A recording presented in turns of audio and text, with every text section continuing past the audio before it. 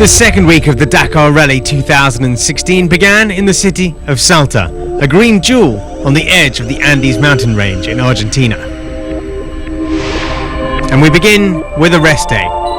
And for the riders, the rest day is a welcome period to reflect on the distances covered in the last 7, of problems solved and personal races won. For the mechanics, there's no such luxury. Bikes, quads, cars and trucks need to be made new again. The rally is only halfway. Machinery still needs to be made good as new to deal with the rigours of the second week. And that begins with the stage from Salta to Belén. And we start with Stefan Svitko. What a rally he's having. After only racing once with this bike in the last 4 months, he's shown remarkable consistency. Third overall at the start of the day, the affable Slovakian started a lowly 9th but rose to 4th to keep his hands on third place overall. Just behind in the standings is Pablo Quintanilla on the lone Husqvarna. Silky smooth as ever, Quintanilla is desperate for a maiden podium but can feel it getting closer. Back on home soil, we saw the best of Benavides again, until we hit the low joins when a wrong turn in search of a waypoint cost him an extra 2 minutes, allowing Quintanilla to best his time on the day. The day's big winner, that was Toby Price. Starting 5th, the Australian didn't really gain time until the second part. In the dunes, the time gap exploded from 2 to 5 minutes. Price is the new leader overall. Gonçalves saw his time at the top come to an end today, but not without a scrap. Right to the last he held the gap, but disaster struck almost within sight of home. The Honda rider thrown from his bike, and he was lucky to make it to the finish. I crash. I have lucky to don't have any injury. The marathon is only tomorrow, so I'm a lucky guy.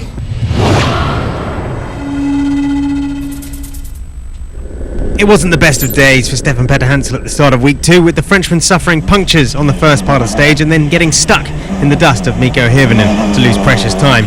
He managed to hit back on the second part though, finishing third and taking the overall lead again, but he saw his teammate Loeb in trouble. In a wadi off-piste, he hit a hole and rolled his car. We stopped.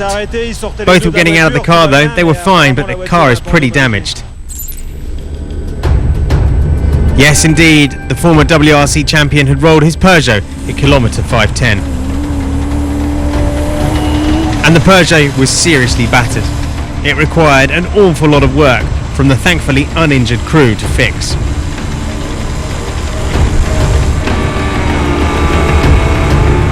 Eventually, they were able to carry on, but they reached the finish over an hour adrift.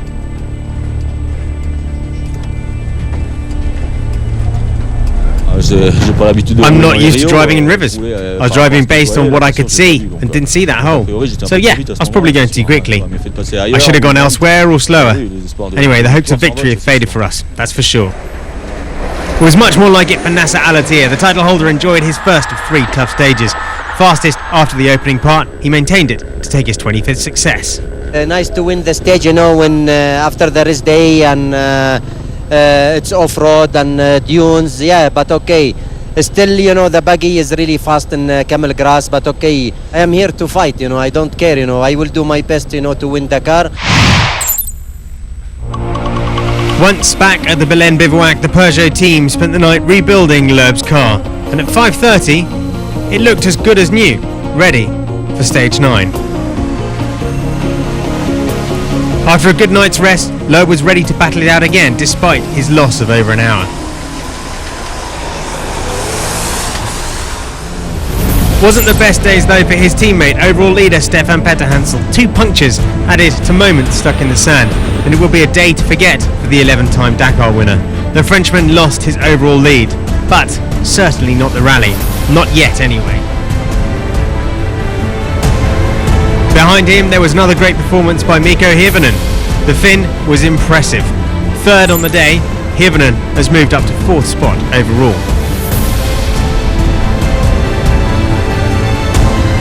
One of the other performances of the day was from Eric van Loon in his Mini. The Dutchman got his best ever result on a Dakar, 2nd on the day, moving up to 8th spot. And it was a day for El Matador.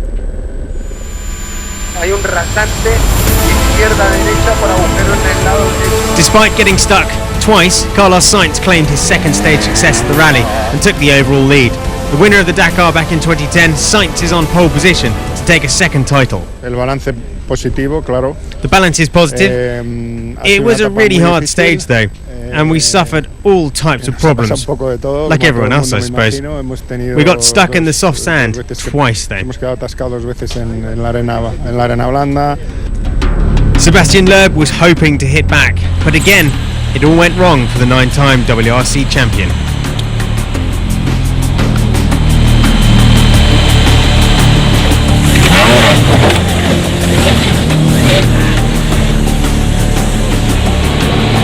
Can I go by the tree? No, just go 10 metres there. Stuck in the sand, co-driver Daniel Elena didn't enjoy playing in the sand, especially given the extreme heat of Argentina. At the end of the stage, the French crew lost an extra hour and 13. Loeb is no longer in the top 10.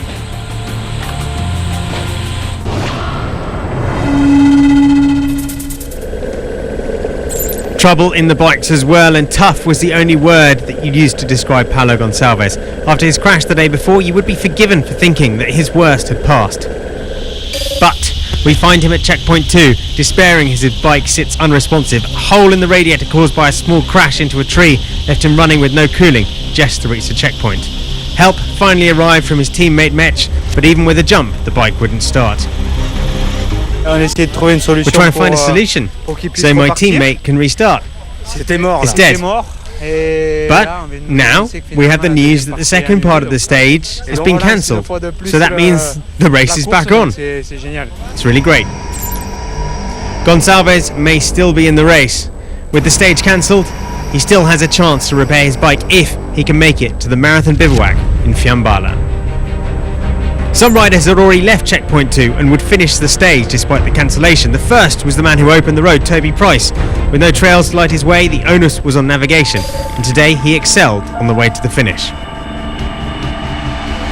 And with it, the rally lead. But on the stage, the aid effort was in full swing, with riders gathered around what little shade the race helicopters could offer, as they waited for the heat to recede to make their way to the marathon bivouac.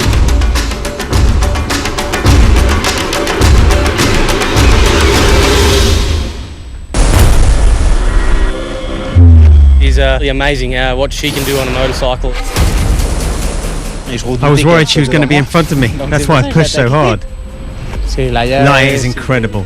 Whatever bike she rides, trial, enduro or rally, she's so impressive. Who are they talking about? None other than the unique talent that is Laia Sanz. It's an honor to have riders such as them talking like that about me in such a nice way, with respect. That they respect me as a rider and that I'm able to battle with them is something I never could have imagined. A 13-time trial world champion, 3-time enduro world champion, Laia always had a dream of one day racing the Dakar. It was a dream come true when I found myself on the start line. I really suffered a lot in the race because I was not ready enough and I didn't know what I was getting into. I believe that the last 10 kilometers on the final stage were the best moment of my life. Why this race? For Sanz, her desire has always been to compete on a level playing field. The Dakar offers that. I believe that I'm not here to have fun.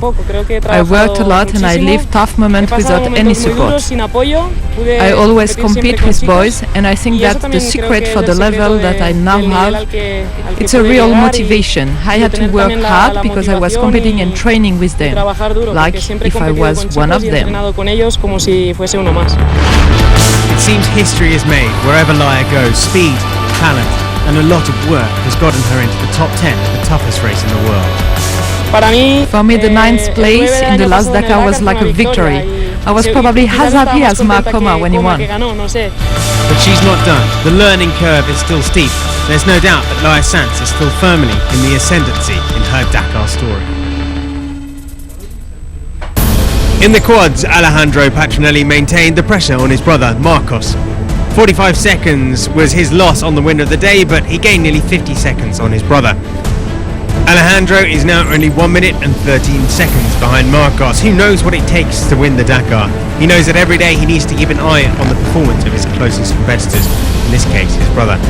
It was a really good stage from the sole female quad rider, Camilla Liparati. She managed to finish the stage 18th and 18th overall, despite getting stuck in the deep, soft stands, along with a host of other competitors.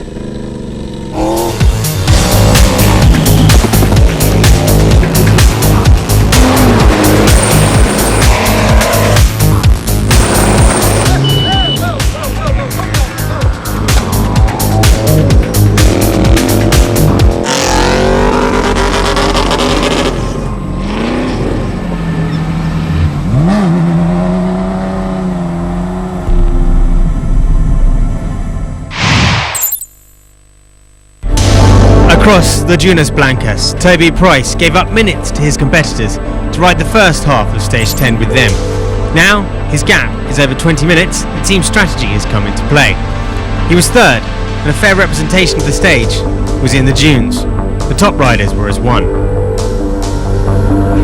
I had a fair decent crack yesterday to make sure we'd try and make some time, and we've done that, and we've got a little buffer now, but it's still no guarantee. Like it's anything can happen between now and then.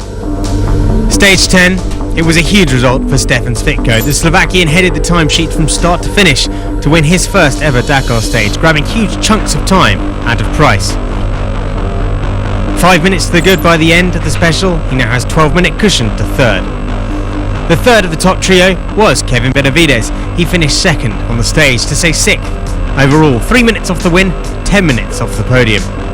But the Dakar rookie still has a few things he needs to learn.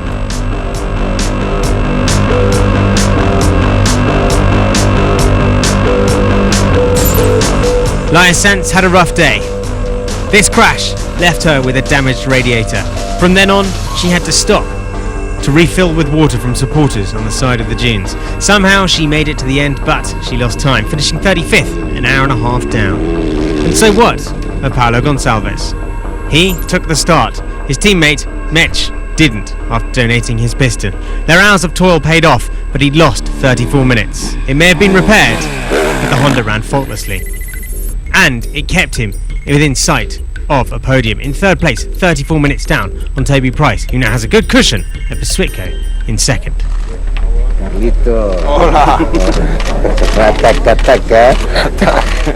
Before the Battle of the Cars, the atmosphere was pretty friendly. And the winner of his second stage the day before, the overall leader, Carlos Sainz, took off first. Eager to battle it out, Eric van Loon went flat out straight from the start. But the Dutchman pushed just a tiny bit too much and would lose over 2 hours and his hopes of a top 10 finish. It was a case of same cause, same effect for Nasser Al-Attiyah before he reached kilometre 6. It put a big dent in both the car and his hopes of the win. On the first part of the stage, Carlos Sainz was muy espectacular, pushing the Peugeot right to the limit.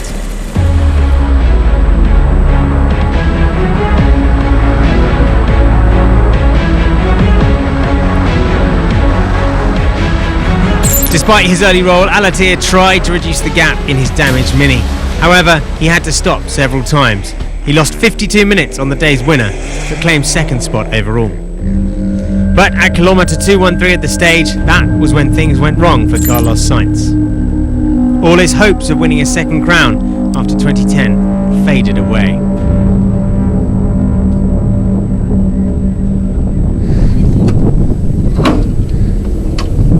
Rally se terminó para nosotros. I just don't know if we'll be able to repair it. Repararlo cuando llegue el camión, cambiar la caja. We'll change what we can and see if we can continue.